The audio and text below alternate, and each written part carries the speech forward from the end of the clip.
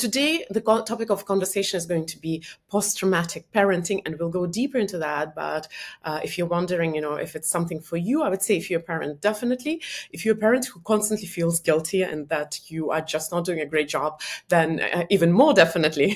If you're not completely there, maybe you're not a parent, and you don't consider yourself particularly traumatized, I think it is still a very good topic to listen to learn about yourself, because as you will find out in this conversation, hopefully, post-traumatic parenting is not just about parenting. It's about actually parenting your own inner child in a great way. So I would say that it is relevant also for people who maybe are not even thinking of becoming parents, although we're not going to be focusing on that.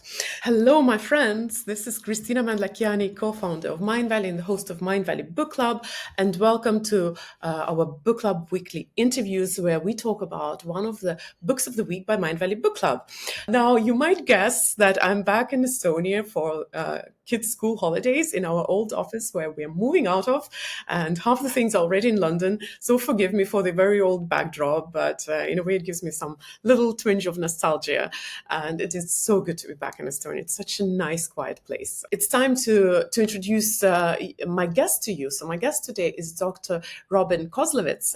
Welcome, Robyn, or maybe I should call you Dr. K, like all your patients like to call you. Yeah, nobody can pronounce Koslowitz, but yeah, people call me Dr. K or Robyn.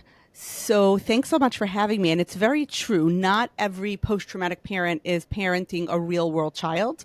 Sometimes we're parenting our inner child and we're redoing or re-understanding our childhood in adulthood. So that's I'm glad you picked up on that nuance in the book. Yeah, thank you so much. I do have my own cover of this book, because please ignore the fact that it says that this is not for sale. I do have my ways of getting books. But Robyn, if you have your book, you're welcome to show it in the camera from time to time. Now, I usually invite people before they join the interview to read the book. If you're watching us online, which is the majority, sorry, not online, in recording after the online session, which is the majority, then the link will be under the video. And I welcome you to go and get it. And as usual, before we go into the interview, oh, actually, I forgot to introduce my guest properly, because I just announced your name, but not your credentials. So I'll make a step back and talk about that. So Dr. Koslowitz is a licensed child psychologist, and she's also, you have your own practice in New Jersey, which is the Center for Psychological Growth.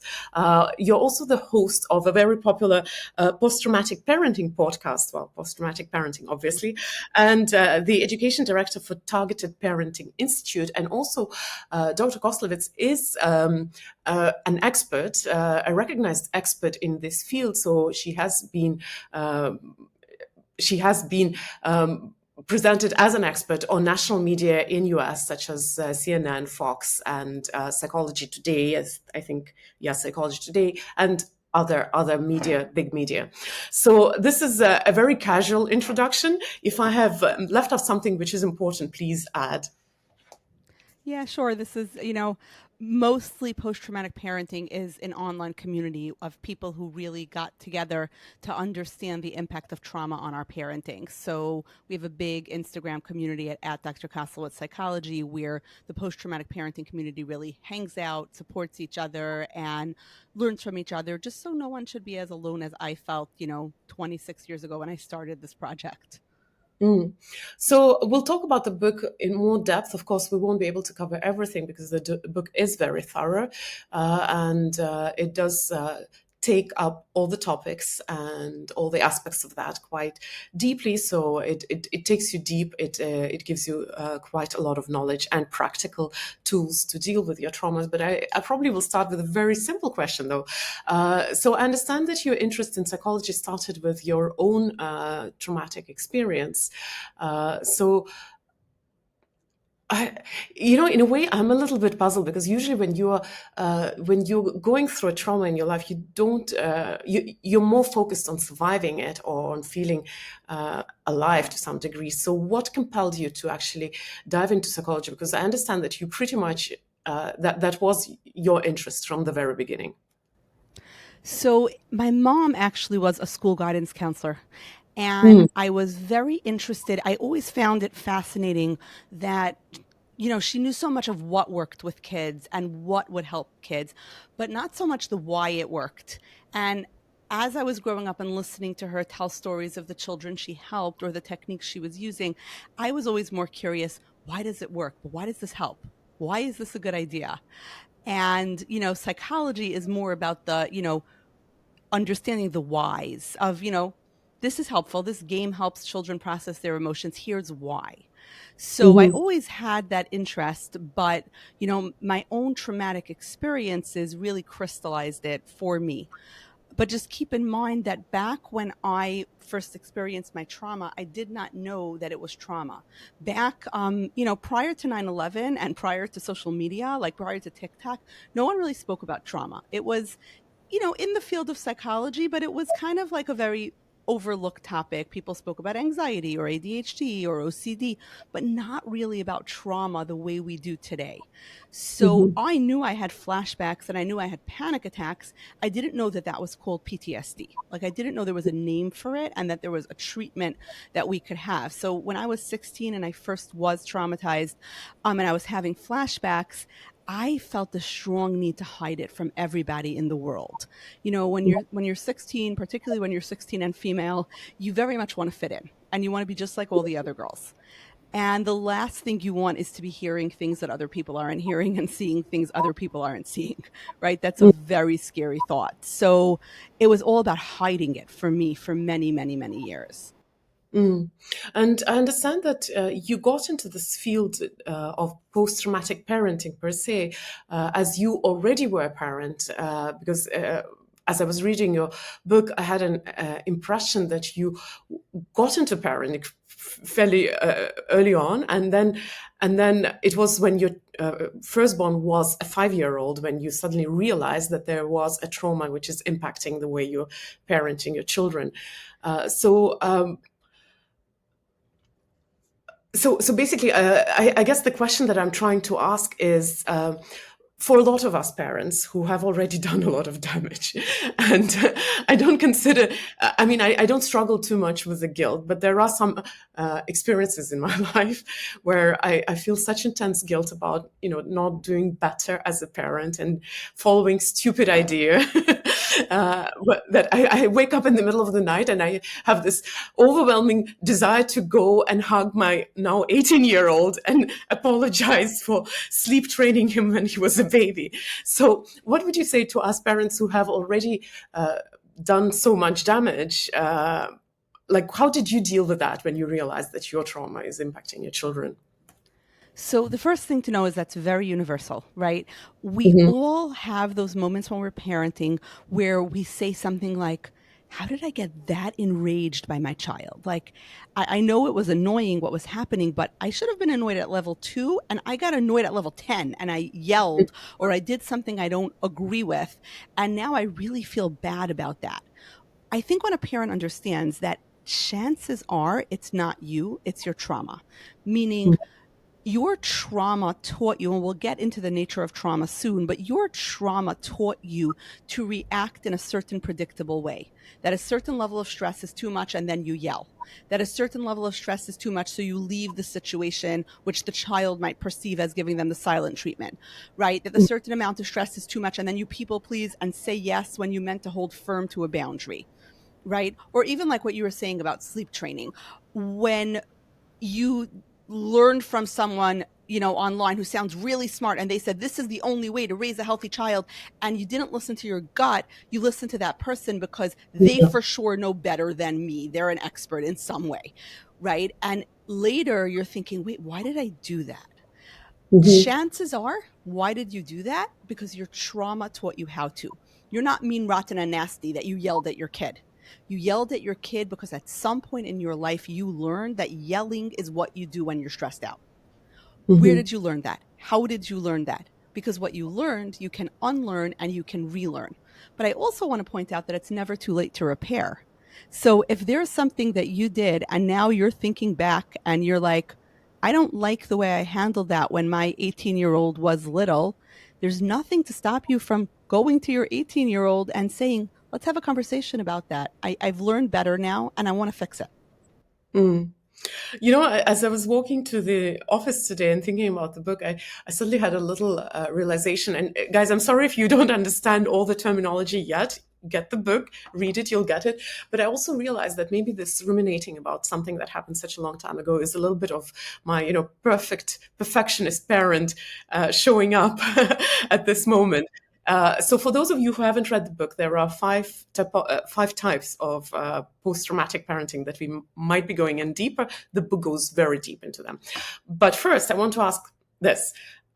In your book, you talk about how you've discovered PTSD for yourself and how you were asking your professor that do only Vietnam veterans experience that.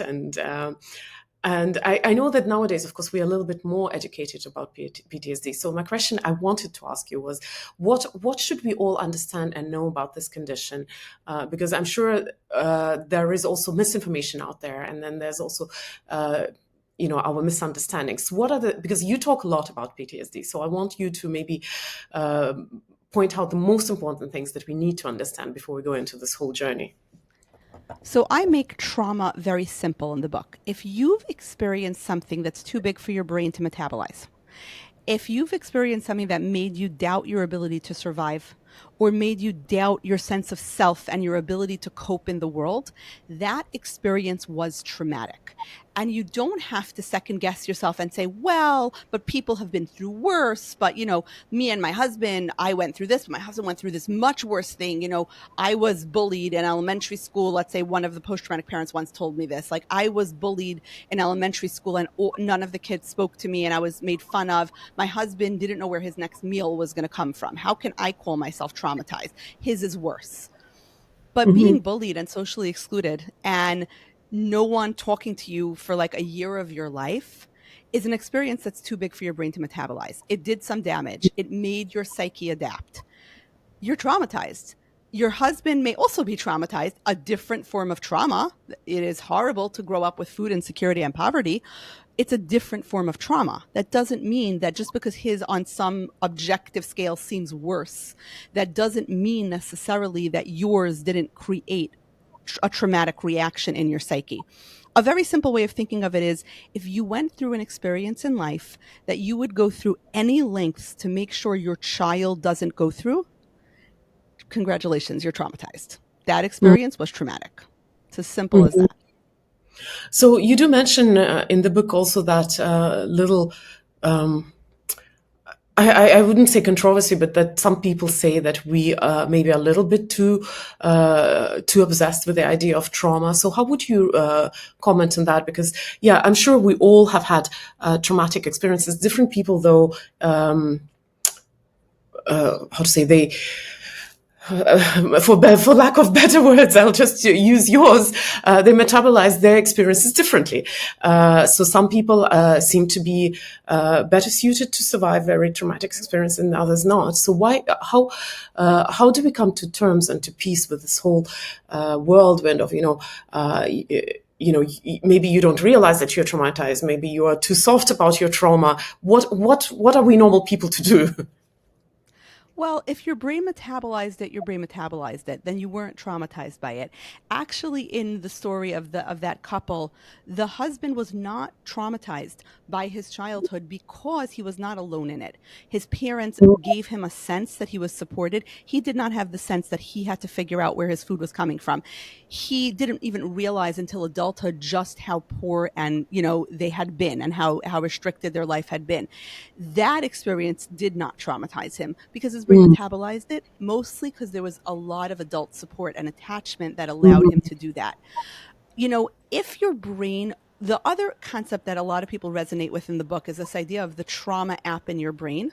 If Yeah. your brain created a trauma app to deal with something, and when I say a trauma app, it means when I experience this sensation, I must do this thing to get out of this sensation. Right? So maybe it's when I feel like I'm being criticized, I must people please. When I feel a lot of stress, I must lash out and yell. When I feel a certain amount of overwhelm, I need to leave the situation mentally. So I check out, I dissociate, right? That's a trauma app. If an experience made you create a trauma app, then you're traumatized, right? And that doesn't mean you're damaged and defective. It just means your brain adapted to something overwhelming and now it handles certain situations in a very predictable fashion. It's really all it means. We put too much value in like diagnostic categories. It's not like a strep throat where a doctor can, make a culture and say, oh, I see this bacteria. You have this disease. Here is a pill. It will get better. It's not how psychological science works. We Mhm. overvalue diagnostic labels. If your brain adapted to something and now that adaptation is making it hard for you to thrive in your life, congratulations, you're traumatized. That's all it is. Mm. That's a very, very encouraging answer, though. So, if you haven't read the book yet, the book has a lot of exercises, practical exercises for you to work through all the content that you're reading in the book. And I did also write out the trauma app for myself because I think it is a wonderful concept. So, how do you discover your trauma apps? Because it's not like a regular phone where you just look at the icons and know that you have an app you don't want. So, how do you uncover the trauma apps in your psyche or wherever it is? And I know that you give also people tools to find out what kind of behaviors they trigger. So the reason I came up with the concept of the trauma app is because when people think of trauma, they think of a wound, right? Because that's what the word comes from the Greek word, which means that you're wounded. When you have a wound, right, you have a cut, it starts to heal, it scabs over, maybe it leaves a little scar, but then it's over and you're better. I don't expect you to still be, limping if you broke your leg 20 years ago. Trauma does not behave like a wound because it keeps intruding on the present, right? In the Mm. moment that the trauma app was created, your brain created this if then rule to like restore a sense of safety for living in the world. Mhm. And then it could be 20 years later, it could be 5 years later, it could be 50 years later. That if then rule is still operating. So what you have to do is say, "Oh wow, whenever I'm stressed out, I lash out. Okay, this is my trauma app. How do I deselect that permission? How do I tell the trauma app, okay, I get it. You want me to yell as soon as I'm stressed out. However, you know how like when you take an app on your phone and you don't allow the permission and it gives you those little warnings and it says, warning, shutting this down could mean you don't get a notification or whatever. The Like, same no thing will happen. notifications, please. Right. The trauma app will tell you, like, no, no, no, don't shut me down. Don't shut me down because then you might, have to hold on to your stress and that will be terrible. And you say, Yeah. thanks, appreciate it. I'm still shutting you down. So, for example, whenever I'm stressed, I yell. I tend to yell in the hour the kids come home from school and it's all, we're trying to like get dinner on the table and get homework done and get, backpacks hung up and like that whole transition time. And then I end up yelling.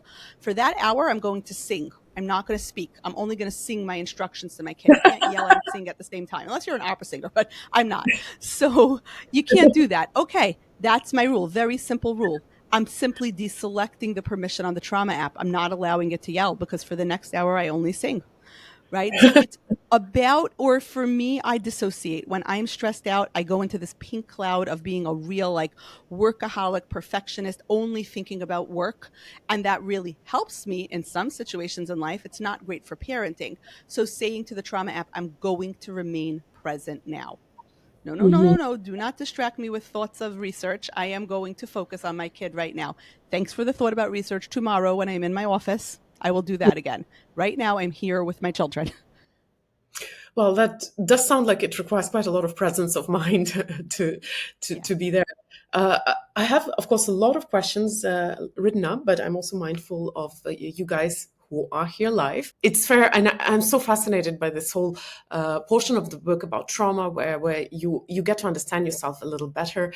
Uh, what I want to ask is maybe, and we are doing a leap right now, that you would introduce the 5 types of post-traumatic parenting. I find it also super fascinating, and I have to compliment straight away. I really love the tables where there was the like you're talking about the triggers, the behaviors of children that could trigger a certain type of post-traumatic parents, and your own thoughts. I just found it so fascinating. So could we go deep a little bit in the 5 types of post-traumatic parenting? Yeah, and the five types are really just based on teaching so many post-traumatic parenting classes and noticing that people tend to like default themselves into these groups. So the first type is the perfectionist post-traumatic parent. That's usually someone who went through something in childhood and then they're saying, I don't want my child to ever go through that. And so they're going to do parenting perfectly. And they're going to read all the books and download all the gentle parenting scripts and practice all the skills. But what they forget is to be present with their child. Like the child doesn't want a perfect parenting script. The child wants you. They want your answer. They want your words, not some psychologist from social media's words, your words and you. But they're so terrified of causing damage and they so believe that they don't know how to do this that Mhm. that's why they become perfectionists. And very often perfectionists tend to find other perfectionists to marry and then they're policing each other. That seems to happen a lot. Then we have the entangled post-traumatic parent. And entangled parents are those who are tangled up in some previous relationship so that they cannot now parent their kids. Maybe it's their family of origin. They're propping up that system so much. Maybe it's a toxic ex partner. Maybe they're, their child's other parent who they're like divorced or estranged from. Maybe it's a best friend or a frenemy. Maybe it's a boss or a workplace. But I think of it like imagine a fish that's tangled up in a net and their children are outside that net and they're trying to swim towards their children, but the net keeps pulling them back. Mhm. Then you have the disengaged parent. That is a parent who feels so damaged by their damage that they really disengage from parenting. So they outsource their parenting. So they might, hire a homework tutor to do homework with their kids. Maybe they have their parenting partner be the one who does all the hands-on parenting because like they don't know how to do it. Sometimes it's a parent who just dissociates and checks out. They're on their phone all day. They sort of leave the kids to their own devices, but really deep down, they're not neglectful. They feel like my edge, I have to take the edge off because my edges are so sharp that they're going to harm you. Right. Mhm. Sometimes this is, not to gender it, but this is like mommy wine culture, right? Where it's like, I really need to take the edge off here because I will harm you if I don't. Then we have the Mhm. paralyzed post traumatic parent. And that's somebody who seems to be frantically busy because they're doing a million things, but they never choose one course of action. So they might be helping one child with their homework, and then all of a sudden another child yells from another room. So they run there. And then meanwhile, dinner is burning on the stove. And then they start cleaning up because my husband doesn't like coming home to a messy house. But meanwhile, the first kid, his homework's not done. The second kid is still screaming from the other room because they can't choose one course of action and say, this is more important than that. Like tonight, we're eating peanut butter and jelly sandwiches for dinner because my kid has practice and there's too many, things going on. I can't also be cooking right now. Or it's okay for the house to be in a mess. My child fell down. I really need to soothe them. And if my husband comes home and sees a mess, so be it. I have to deal with the kid who's crying. But they can't make that decision. Sometimes that comes from a childhood of being criticized a lot. Mhm. But paralyzed parents, like I said, they seem busy, but they're not accomplishing anything. And the Mhm. last type isn't really a type. It's people who are in survival mode where they've just experienced a trauma and all they can do is put one foot in front of the other and keep the little humans alive. That might be someone who just got divorced. There was just a death in the family. Something happened and, their business is in trouble and they're so busy trying to manage bills and everything else that they can't think about their parenting because we just have to do the next thing. And sometimes you can stay in survival mode for years and years and years. And then one day you wake up and you say, wait a minute, like my kids are growing up and all I've been doing is surviving. I need to start thinking about parenting. I had somebody in a post traumatic parenting class tell me that she, one minute she's living in one state in a marriage, owning a business, and her life is one way. Next thing she knows, she wakes up and it's 5, 6 years later, and she's living back at home with her parents. She's divorced. Her business has exploded because of COVID. She's working in a completely different industry. Her Mhm. kids are 5 years older. Like, what happened in these past 5 years? Right? She's Mhm. waking Wow. up from survival mode. Wow. There is a comment. I hope. So, hi. I'm from Mexico. My grandmother, my mother, my daughter, and I divorced, all because of infidelity. How can I break that generational pattern? I don't want that to continue with my daughters. and I can't read the rest. But I think the question is how to break this generational pattern. This question comes from Nicole. So, first of all, Nicole, thanks for the question. I think that it's something, the first thing you have to remember is to break a cycle is one thing. The question is not how to break the cycle. The question is what cycle you want to make. So you want to ask yourself, and in the book we talk about this a lot, what are my parenting values? If I imagine my parenting working out for my daughters in a way where it's like, wow, I accomplished that. That's what I was going for. What would that be? And then we call that the castle on the cloud. And what you're looking to do now is how do I build the infrastructure there? So if it's like, I want my daughters to have a sense of discernment and a sense of self, so they will not get into a relationship where they're making compromises and they're looking away and they're putting up with treatment that they don't like. What would I have to do? How would I have to parent them to create that sense of discernment, like that sense in their stomach of this is not okay? These are boundaries that will not be violated by anybody in my orbit. What would I need to do to create that? And then you do that. And maybe that's making them feel super valued and making them feel like people with a sense of self who know, who have good judgment. Maybe that's about empowerment. Maybe that's about, you know, in our family, we're going to learn about boundaries early and we're going to make sure that they know how to respect their own boundaries. Maybe it's assertive communication. You decide what that value is, and then you make practical plans for how to enact it every single day. In the book, I have like my own specific values that are very important to me. And then it's about how do I make sure that these values are being upheld? And when my kids call me on it, when I'm not upholding the value, how do I Mm, respond? Right? Like I have a value in my family. In this family, we communicate with respect. Sometimes I don't communicate with respect. I mm, recently had this. One of my kids was, I was very stressed out. I was trying to figure out where something very valuable had been mislaid. And I was searching for it. And my, 8-year-old daughter kept, you know, interjecting with comments about something unrelated. And I had asked her several times to like, just give me a moment. I need to figure out where this thing is. And finally, I was so stressed out. Even me, child psychologist who wrote a book about this, I told her to shut up, which is not communicating with respect. And my 4-year-old said, Mommy, you didn't communicate with respect. And I said, You are, and I stopped, even though I was very stressed out because something very valuable was missing. And I said, You are so right. I did not communicate with respect. It is not okay to tell someone to shut up. And I apologized to my daughter. And I said, This is what happens when we have a lot of big feelings and a lot of stress. I'm going to take a moment to breathe, lower my stress level. And actually, when I took a moment to breathe and lower my stress level, it suddenly occurred to me where this item was likely to have put, and I found it. And then, like, the whole situation ended. But you set that value, right? And then what do I need to do to make sure that value is always happening? And do I accept feedback when I'm not quite? So if you're going to teach your daughters about boundaries and then somebody violates your boundaries and you don't call that person on it, and your kid says to you, Mom, hey, that person just violated your boundaries and you didn't assert yourself, you have to own that and say, yeah, I'm learning this pattern and it's a learning curve. Haven't quite gotten there yet. Thank you for pointing that out. Let's learn from this.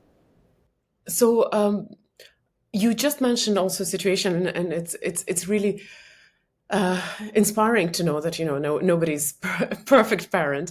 I know in your book you talk about breach and repair. I might have slightly mispronounced that. So which post-traumatic parent type has the biggest problems with the conflicts and with the fear of of making a mistake? And how do we embrace the whole idea that sometimes we are not perfect parents? So definitely the perfectionist post-traumatic parent tends to do that, right? And it comes from this misperception about what we call rupture and repair, which is this idea that, and very often it comes from a childhood where no one repaired with you. We tend to awfulize and catastrophize a rupture.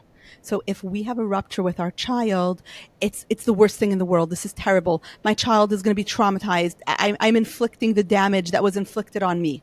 What we forget about is the possibility of repair, that you can go back and you can fix it.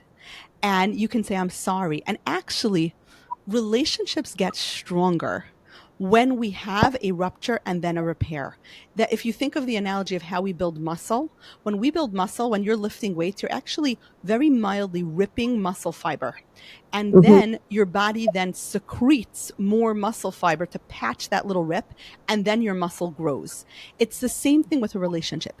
A lot of perfectionist parents do not want there ever to be a rupture. But then Mhm. that's a very fragile relationship. And I think a lot of people default into gentle parenting because they're trying to avoid ruptures because they're not fully believing in the possibility and the power of repair. It's Mhm. you drop your child off at kindergarten and they're a little sad and tearful. And then you come back and there's this joyful reunion that makes the relationship stronger, right? And we want that. Attachment is a dance between the child and the parent, right? I come towards you, you retreat, you come towards me, we move together, we move apart. Attachment's not a march, right? It's not like soldiers marching. That's not what attachment's supposed to be. It's supposed to be, ooh, I messed up. I fixed it. I missed that cue. I came back in. Next time I didn't miss that cue, but then I missed a different cue. And this is so important, but a lot of perfectionist post traumatic parents are terrified of the rupture. They're just Mhm. so scared. They're terrified of their child's distress. But distress is part of life. Learning to navigate distress, that's what parenting is all about. And I'm sorry, it's probably not even based on the book, but what if you're afraid of repair? What if acknowledging that you were wrong or saying sorry is just awkward because you've never heard your parents to do that? Yeah, So how do you it is deal with that? awkward. It is awkward. It's going to feel awkward. The first time you do it, it's going to feel weird. There are a lot of more traditional cultures where parents don't apologize. Yeah. And maybe that worked well, hundreds of years ago. It doesn't work well now. I think there's this mistake that people make that they think that if you apologize to a child, they'll develop insecurity like, oh, if my parent could be wrong, then how do I trust my parent? But Hmm. instead, my parent is human, just like I'm human. My parent made a mistake, and then they acknowledged the mistake. And more crucially, they had a conversation with me about what did we learn from this situation? What did I learn? What did you learn? So that this won't happen in the future, right? Hmm. That makes a child feel even more secure. If I have a boss who makes mistakes and then wants me to like forget that the mistake ever happened, I don't feel secure in that workplace. If I have a boss who says, it's actually my fault. I gave you confusing instructions. Next time, now I see that I need to give you the instructions differently. I'm going to feel a lot more secure. I don't think I'm just going to be fired on a whim. I feel like, oh, they get that we both contributed to this mistake. They owned their part of it. And now we created a new system.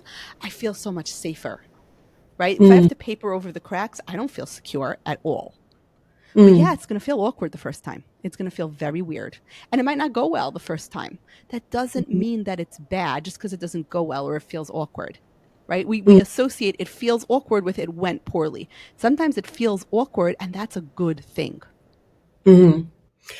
Thank you for this answer. And we have another comment or question. How do you work on the rupture and repair where, where guilt is heavy, involved due various circumstances? So I am a little different, maybe, than some schools of psychology on the concept of guilt.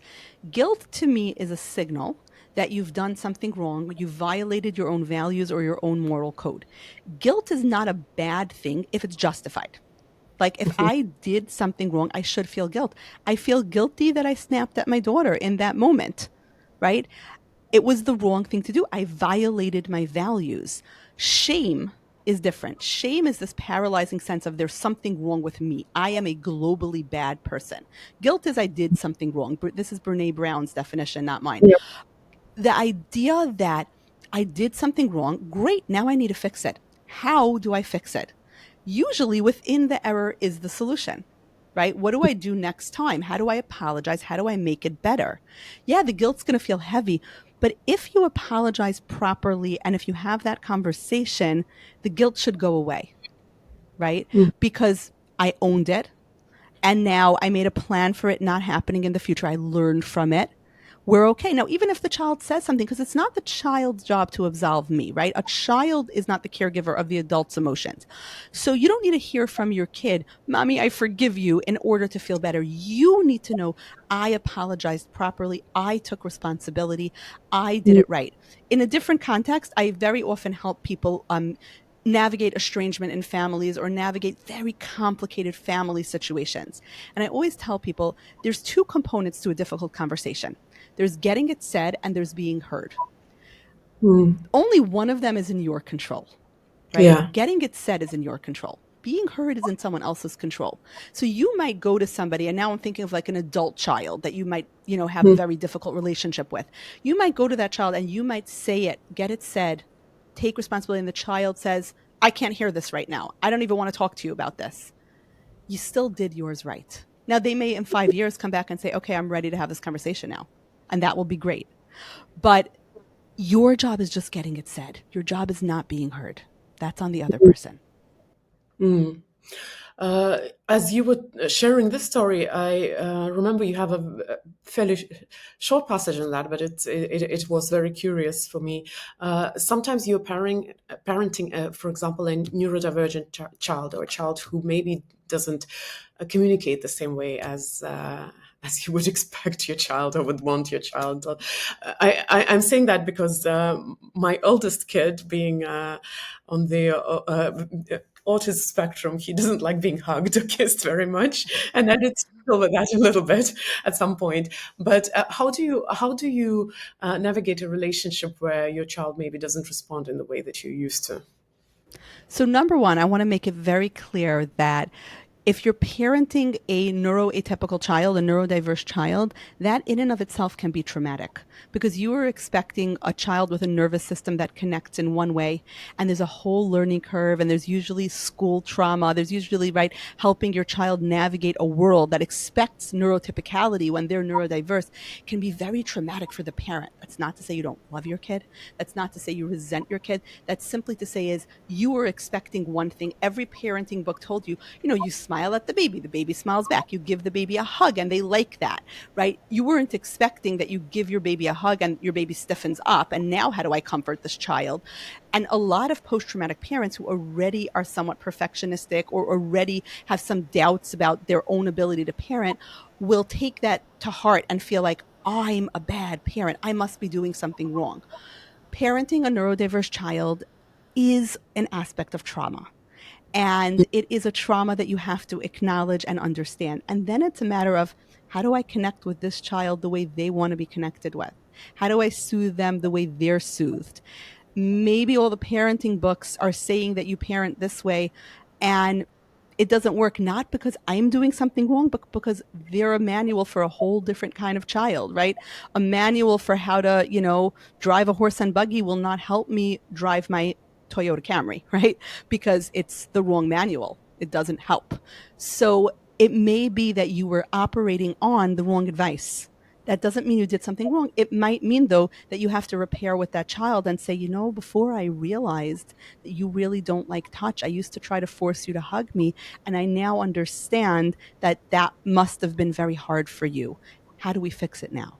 Did want to touch upon, I wouldn't say conclusion, but maybe the goal that we are moving towards. And I do not know how you read it out because it says R2 parenting or the responsive and responsible parenting.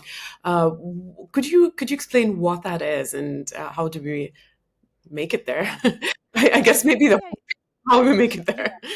the way I structured the book is part one of the book is all about trauma and just let's really understand what trauma did to your brain. And part two of the book is all those subtypes and understanding which parent you might be. Part three of the book, I really wanted to give people the how to parent because post-traumatic parents will go to social media, and there are a lot of influencers who say a lot of very polarizing things, and they make it sound like if you don't follow their parenting style, then you are harming your child forever. And if you already have some doubts about your ability to parent, you're going to be very susceptible to that. Like you were saying about a child who's resistant to touch. What if someone says that baby wearing and co-sleeping is the only way? But that child would find that intolerable, right? But if you look at social media, it sounds like that's the only way. So what I did is I looked at child development research, I looked at parenting books, I looked at what we know about parenting, and I boiled down effective parenting to two things, R2, responsive and responsible. You A lot of people do this kind of gentle parenting approach not because they firmly believe in its values, but because they're terrified of rupture with their kids, and they're just following someone else's judgment. But it doesn't really work for their child because it's not written for their exact child. On the other hand, it almost sounds as though if you're going to be responsive and gentle and validating and talk to kids about big emotions, that means you can't ever be responsible, which is the other side of the equation, which is teaching children skills, teaching them how to navigate the world, helping them, live up to their responsibilities in life, helping them navigate the demands that the world has on them, right? There's bad times. We have to wear shoes outdoors. We have to wear certain types of clothing to school. We have to be quiet in the library, right? The world has a lot of demands. We have to teach our children how to navigate those demands, right? Two children, one sliding pond, only one of them can go at a time. We have to help them navigate that. So just because you're being responsive does not mean you can't also be responsible. And I look at parenting as like a seesaw. You have to, a teeter totter. You have to keep that balance between, on the one hand, responsive, on the other hand, responsible. You are allowed to do both. Sometimes on the internet, it sounds as if, I'll look at some gentle parenting sites and they'll say something like, a sticker chart is abusive because you're coercing your child to do a behavior they don't want to do. And it's like, if your 5-year-old needs to learn that, brushing your teeth should be a habit that you do every day if you want to keep those teeth when you're an adult, then and putting a sticker on a little chart, and then in a week they get to watch an extra episode of Bluey because they brush their teeth every day. You did not abuse them and you did not coerce them. You simply built a habit. And there really are some corners of the internet that overcomplicate parenting. So you can be responsive and say, I get it. You don't like to brush your teeth. It feels yucky in your mouth. And when you brush your teeth are going to be nice and healthy. And then it's easier to eat. And then when you go to the dentist, you don't need to get a shot. And your teeth are healthy and strong. And you can get a sticker and then you can watch Bluey. And, great. Mhm. It's not that complicated. You're not harming attachment because you use the sticker chart, right? You're also Mm. not, raising a snowflake because you talk to your kids about their big emotions and you're raising kids who are too fragile for the world. You can do both. Like, it's my Mm. permission. You can do both. Do you think our society is swaying towards one side a little bit too much? Well, when I was young, then obviously we were on the opposite side of the gentle parenting. Yeah, I think that it's a pendulum, like the Hegelian pendulum, that shift. Yeah. I think we went so because there were parents who, took that tough love demanding approach to a very extreme extent, and it wasn't good. Not everything is a power struggle, and you don't have to regiment everything of your child's life. Like, it's okay to let kids be and figure things out and make mistakes and not get straight A's and occasionally be absent from school, right? Like, I sometimes look at things like perfect attendance records. Wait, so your kid never got sick, or you forced your kid to go to school even when they were sick? I'm not sure that teaches a work ethic. That might teach something else, right? We overdid that in the 80s, right? Now this pendulum shifted to that like gentle parenting approach, which sometimes can be, of the sticker charts are abusive situation, right? But Yeah. between that, the fastest growing parenting style, for me, it's very encouraging, is actually called cycle breaking parenting, which is acknowledgement that parents are people too, and Mhm. that we don't want to inflict harm, but at the same token, our job is to be the parent. And we can do that. We can take the best elements of both of those things. We can be responsive and responsible. Mm.